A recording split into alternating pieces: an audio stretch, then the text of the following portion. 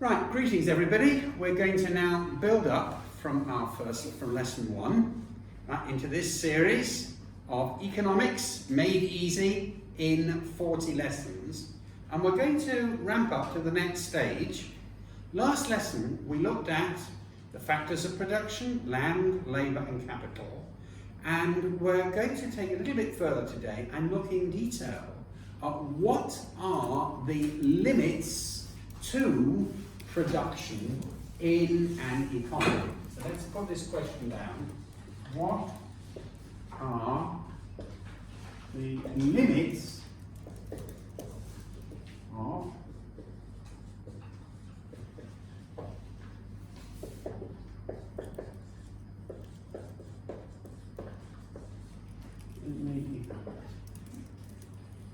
Now, just to give you an idea about where we actually start off from. The world today, we actually support 7.5+ billion people. That's a very large number of people. If you go back thousands of years, the only support of food that we actually had was what we could hunt, what we could kill in the wild, and what grew naturally in the wild. Would that support 7.5 billion people? No. It meant that only the strongest people would survive, and it wouldn't support 1 billion people that way. 1 billion people couldn't live on what the world naturally produces. So therefore, over the last few thousands of years, we've invented farming. That gives us food for a lot more people. Predictable food, not just the berries we find, not just the animals we can kill, but we have beef produced commercially, right? We have all types of fruits and vegetables produced commercially. But that is because we've got an economy that can actually supply. That's for 7.5 billion. Do we actually have enough an economy that could survive, that could supply 70 billion? Or even 30 billion? There are probably limits as to how much the Earth can actually, and our economy can supply. What we're going to have a look at is that even though our wants are unlimited, there are loads of things that we want, can the world actually run like utopia, which means that we get everything we want, or even can we get everything we need? Are there limits to production? Today, as you know, we are 7.5 billion people, and all of us living in this room, all of us in this room, staying in this room, are in fact at the very, very top end.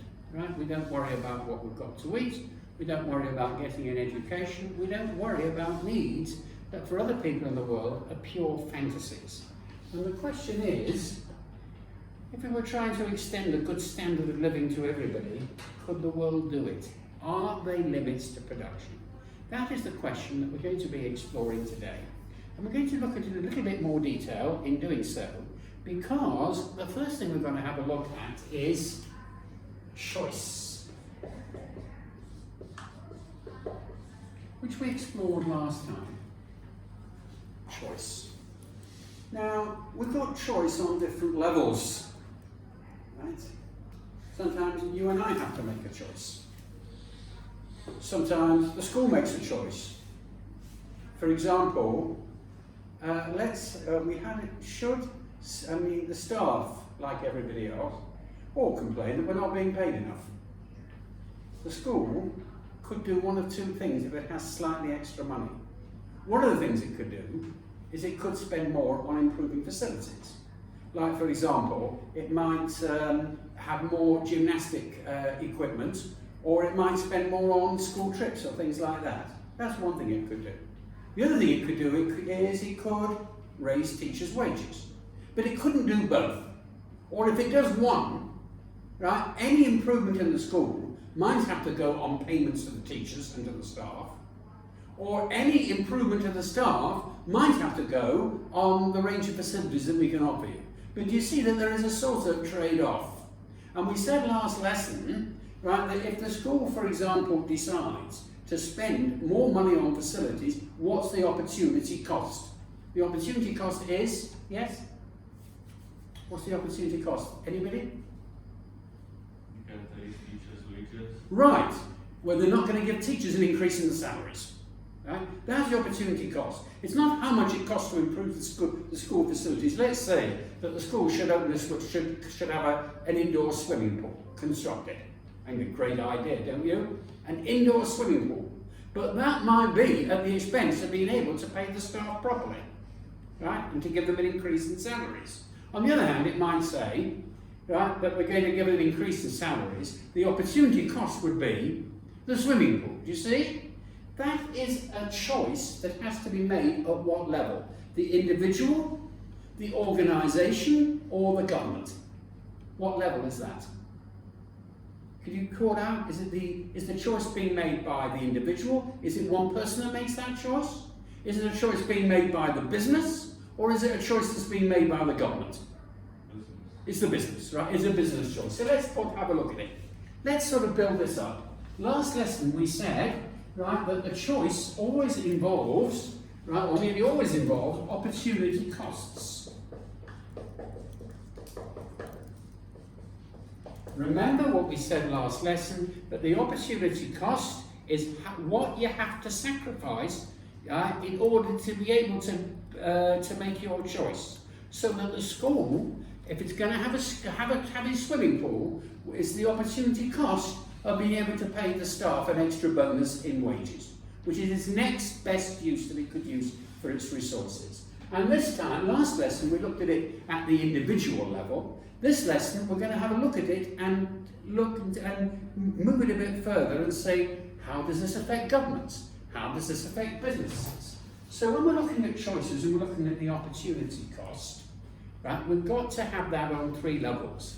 Firstly, the opportunity cost affects individuals. Like, for example, you've got $9 in your pocket. You're going to spend that on your Netflix subscription, or you're going to spend that going out to the movies. Now, $9, right? If you've only got $9, you'd have to choose between one and the other. You see what I mean? If you decide to go out to the movies once and you haven't got any more money, your Netflix has gone. You see what I mean? That's been the opportunity cost of going to the movies, and that's done at the individual level. You see, individuals suffer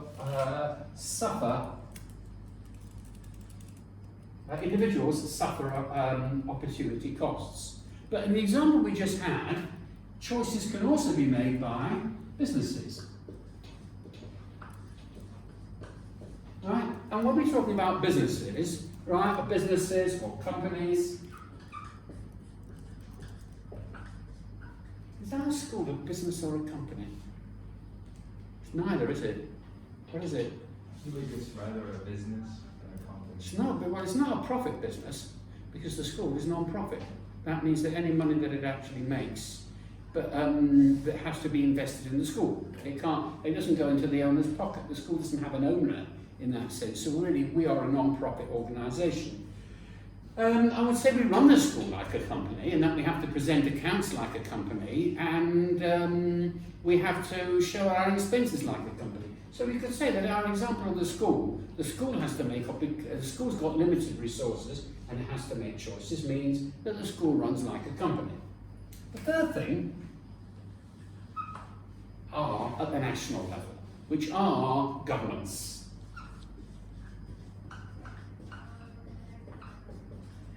Governments have to make choices, you know why?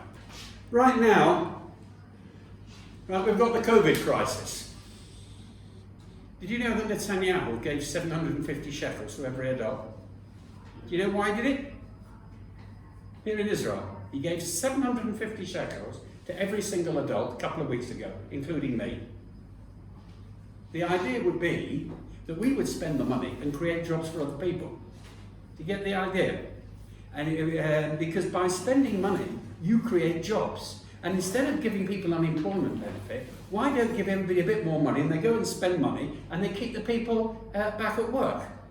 Do you know how much that cost? $8 billion to give every adult in this country 750 shekels. It worked out, I think, about $8 billion. It's about $8 billion.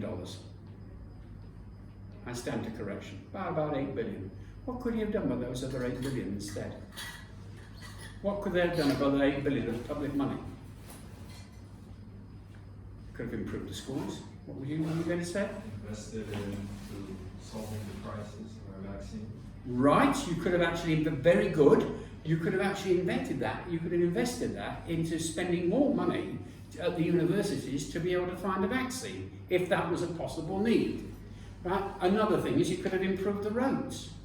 Another thing is that you could have offered a slightly higher salary to the people in this country who are underpaid, such as the nurses. You see what I mean? Right? You could have improved the. You could have improved the. You could have created more places at university and at medical schools and things like that. There are all sorts of things you could have done with that 8 billion. But the government has got to actually say what is the best value for money, and in so it is making choices. And when it decides to pay 750 shekels to every adult in this country, what it's doing is it's coming at the opportunity cost of all the other things. Give you another example. Donald Trump. Mr. Trump. Mr. Trump has just, I believe, is spending 21 billion to build a wall with Mexico. That's a lot of money. A lot of money. You could use that to do other things in the States. He might want to spend more money improving the steel industry. He might want to improve the roads. Any of those things. Right? Governments have to make choices, and governments always face opportunity costs. Now that we've got this, we're going to have to look at it in new terms. Do individuals belong to the economy? Yes or no? They've got an interest. Do businesses have an interest in the economy? They supply the goods. We consume the goods. Do governments have an interest in the economy? They have to make sure that things run reasonably well. And all these three, there's a special name for it, put the bracket through, are stakeholders.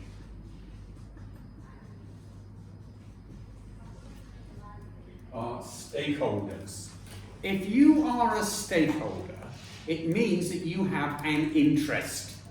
For example, in the school, quickly, who are the stakeholders? Call them out. I can think of 4. Yeah, just call them out. 1. Pardon? Students are 1. If a decision, someone give me another stakeholder. Teachers a 3rd. Yeah. Another one.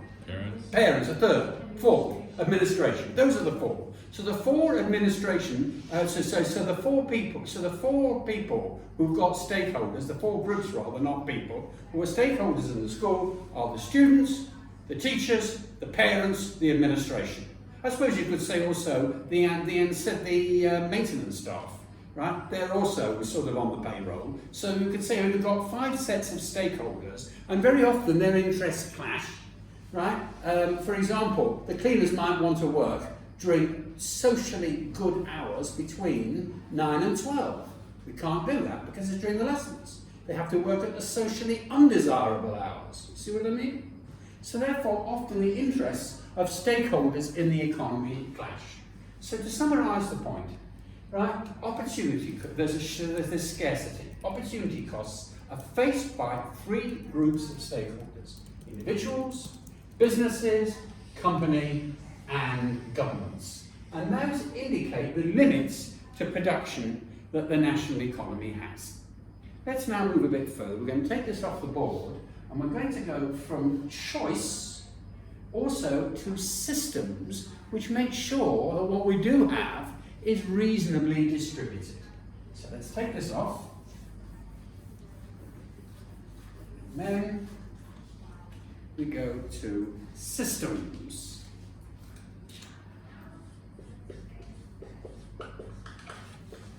Systems of economies. Or we could simply say economic systems. Now, last lesson we looked at 3 types of systems.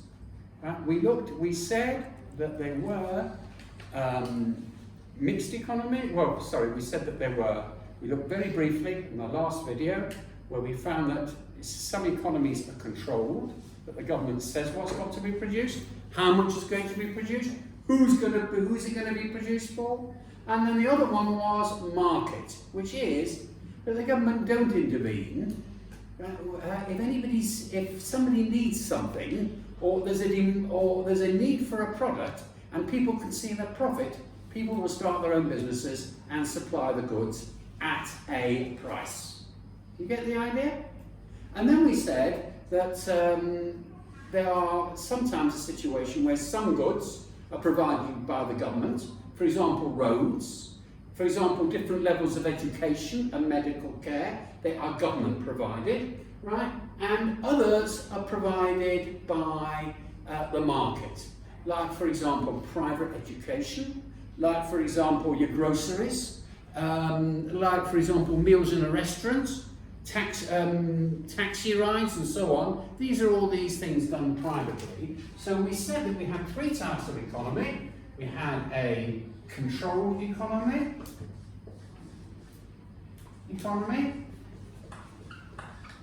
where the government makes all the decisions, as in North Korea, as was in Soviet Russia. We have a market economy. In the market economy, the government, extreme market, the government isn't involved. It's people working for people. People want, people provide, people make money. That's the market. It's where the producer and the consumer meet. And the more that the consumers want and are prepared to pay, the more of it's going to be produced. See? And in the middle, which is like our economy, and pretty well all the economies in the world, we have bits of both, which is a mixed. We've got a spectrum from here. And we've got the mixed economy. Some countries are here, like Hong Kong, where they're more market. Some countries are more controlled economy, right, where the government takes a bigger role, like for example in Scandinavia. And you get the extreme things where it's completely controlled economy, like in North Korea. You understand? That is the spectrum.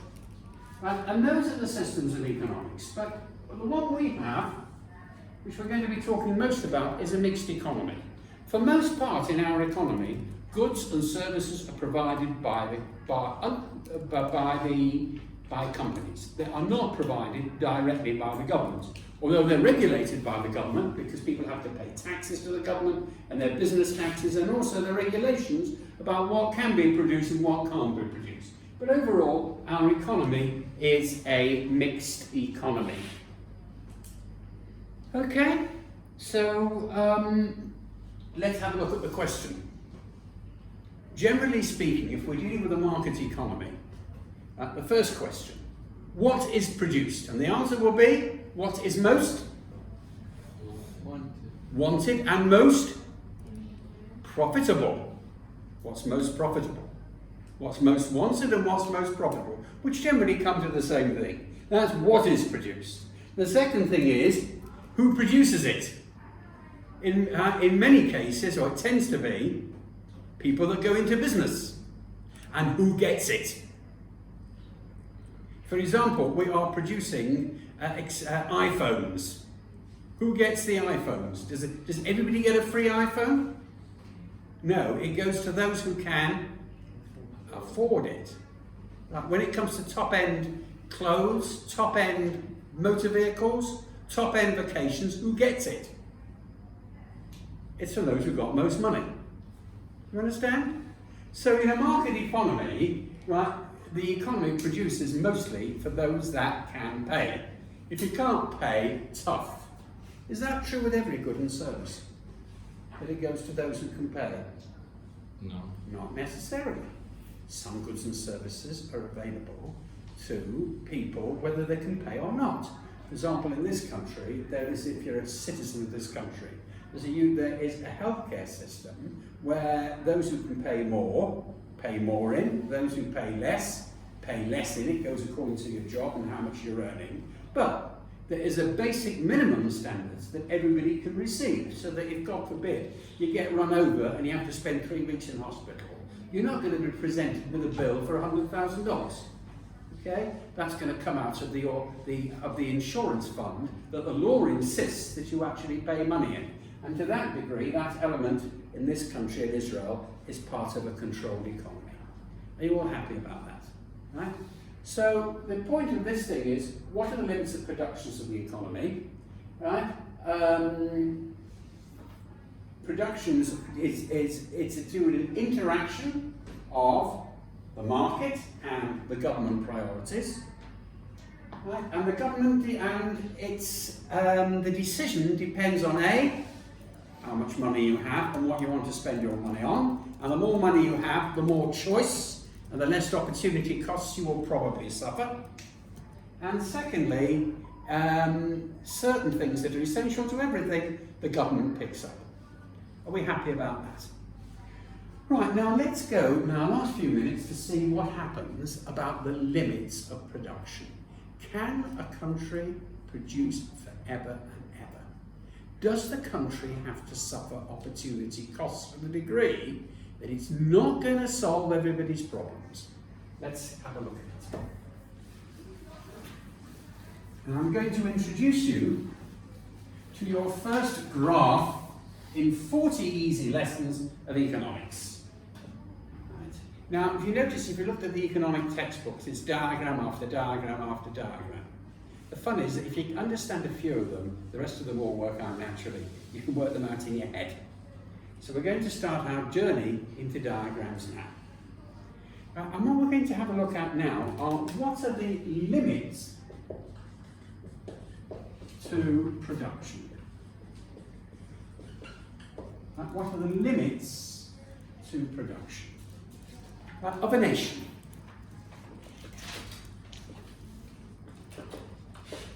Right, let's imagine that we're going to have a very simple nation that can only produce two things. Right, we're going to put them on the axis here. Let's say this nation, right, let's call it La La Land. Right, La La Land is good at producing two things.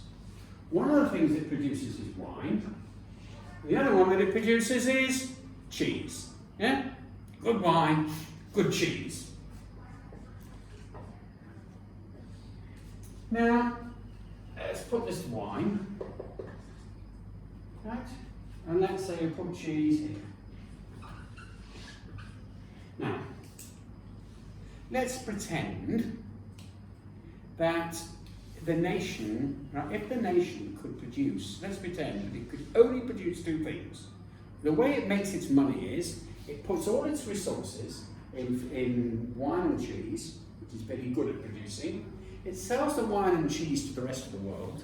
Lots of money comes in, and then it can trade with the rest of the world and buy whatever it wants. Do you understand? But in order for it to be able to earn its living in the world economy, it can do one of two things. It can either produce wine, or it can produce cheese, or a mixture. So what we're going to see is as follows. Let's draw the line. If it can only produce wine, right, it'll produce that amount. That's how much, that's its limit. It can't produce, get everybody in the economy working, that's how much wine it's going to produce. That's the limit of wine. If everybody in the economy is built, it will produce no cheese. You see? No cheese will be produced. If, however, the economy wants to be able to produce cheese only, it can produce that amount of cheese, but it's not going to produce any wine.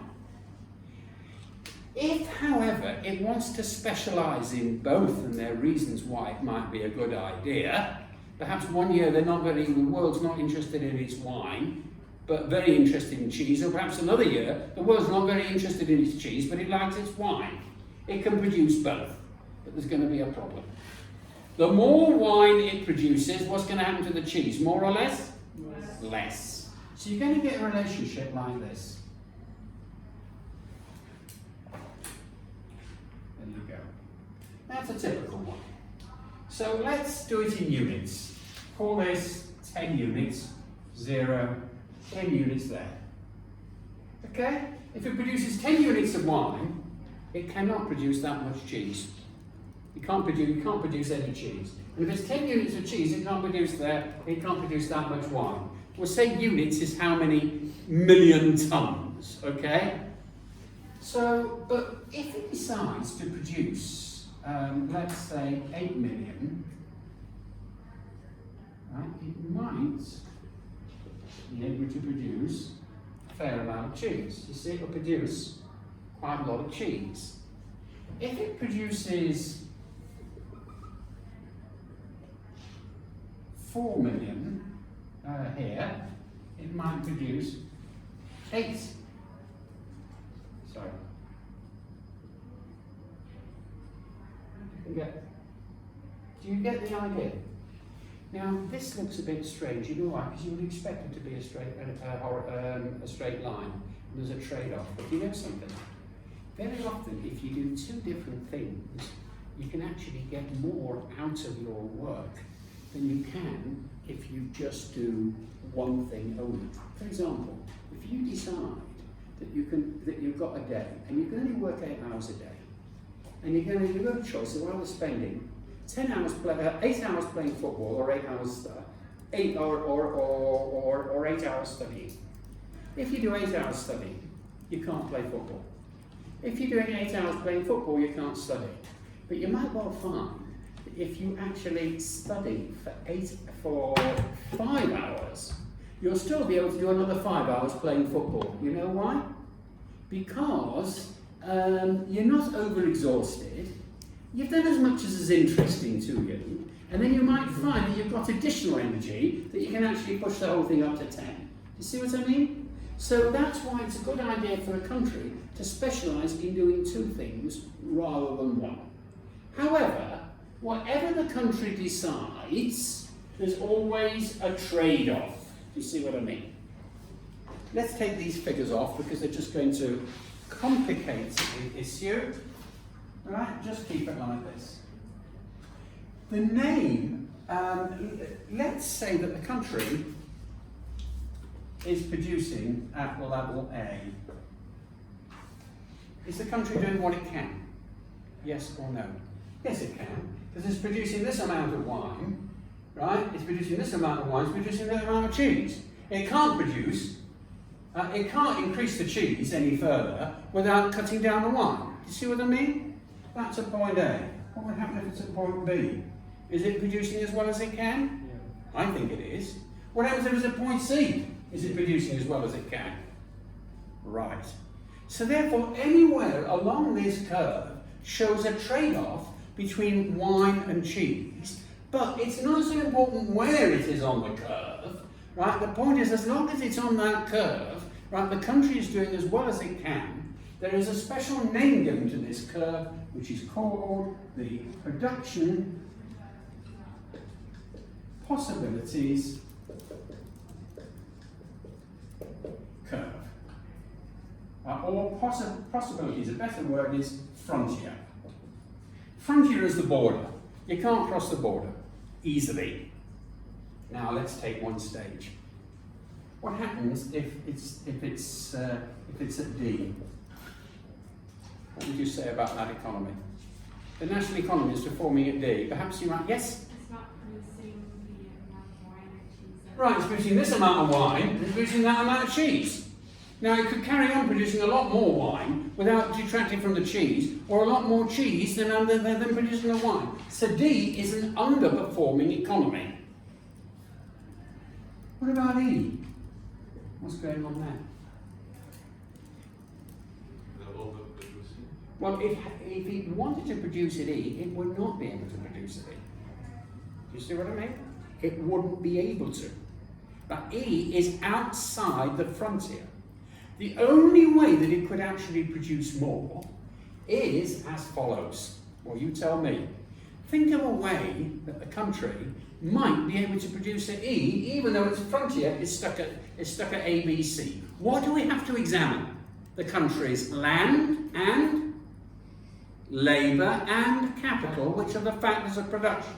By combining the factors of production, that is the frontier at present. What would be possible to improve so that we could actually produce at E? The labour. Give me an example of how you could improve the labour. Technological advantage. Right, you could show more modern ways of producing wine and cheese. Right? That you could actually get more value for your labour. Now, if you retrain the labour, that means you've got a better working labour. The country as a whole can produce better. So therefore, your production possibilities frontier, right, which we're going to call PPF, right, 1 will move out, and we're going to get this. You understand? And it will move out to here, which will be P, F2. So what has happened is that by various improvements, the production possibility of the country is greater, so that it can move from B to E. How economies are going to move from B to E, or from A to E, or from one curve to the other, this is something we're going to look at at macroeconomics, right, which is going to be roundabout lesson number 23. Right, we're going to be exploring that idea, be roundabout there. So now let's summarise. What we've actually learned this lesson is really 3 things. We have learned, right, all under the heading of limits to production. However much we want, economies are limited. One way that economies, we can show how they're limited, is by showing production possibilities frontier. It doesn't mean that they're forever limited, but it means that until we can find a way of moving that curve from PP1 to PPF1, PPF2, we're going to be limited to PPF1. Secondly, choices have to be made, not just by individuals, but they have to be made by companies, and at the national level by nations, right, as to get the best value for money, right, even though there might be opportunity costs. And the final thing that we actually learned is that how they actually decide who gets the benefit and who does the producing and who does the consuming is not entirely the market. It is a mixed economy. And that means that governments decide on some factors of production, on some items which are available to everybody, like, for example, medical care, right? And in this country, and the market, which is the producer, the consumers, decide on other things, like, for example, your groceries, like, for example, your travel, and like, for example, private education. Okay, ladies and gentlemen, thank you very much. And our next lesson, we're going to be having a look at how the national economy works. Thank you very much, ladies and gentlemen.